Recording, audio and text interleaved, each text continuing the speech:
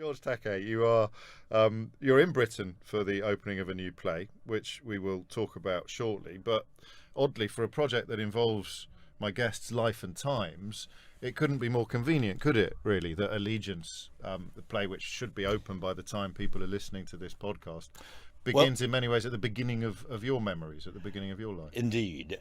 And it's actually a musical.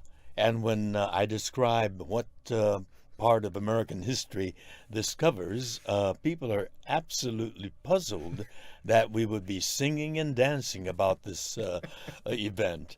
Uh, After Pearl Harbor was bombed, suddenly the whole country went wild with war hysteria and racism. We look very different.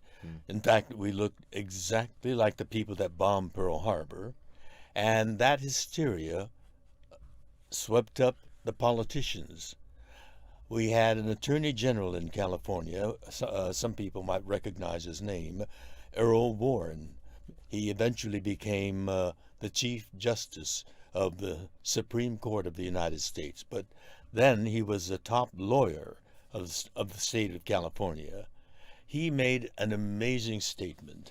He said, "We have no reports of spying or sabotage or fifth column activities by Japanese Americans, and that is ominous. Ominous because the Japanese are inscrutable." Gosh. That racist stereotype. So the absence of any malfeasance was proof of imminent malfeasance. Because you can't tell what we're thinking, Good grief. he said, it would be prudent to lock them up before they do anything. So for this attorney, the absence of evidence was the evidence. And that kind of thinking went all the way to Washington, D.C. and the White House. And on February 19th, President Franklin Delano Roosevelt signed an executive order numbered 9066, which ordered all Japanese Americans on the West Coast, Washington State, Oregon, California, and the western half of Arizona, to be summarily rounded up with no charge, with no trial, no due process, and imprisoned in 10 barbed wire prison camps in some of the most desolate, hellish places in the United States. You, I think, had just celebrated your fifth birthday when they came for your family. I had just celebrated my fifth birthday on April 20th, 1942, and it was about 2 weeks after that. My father came rushing into the bedroom I shared with my younger brother, 4 years old, Henry, and he dressed us hurriedly and told us to wait in the living room while our parents did some last-minute packing with our baby sister, who was in a crib in their bedroom.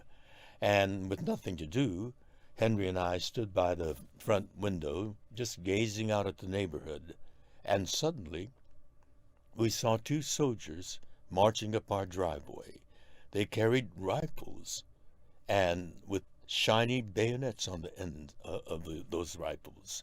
They stomped up the front porch right before our window and began banging on the front door with their fists.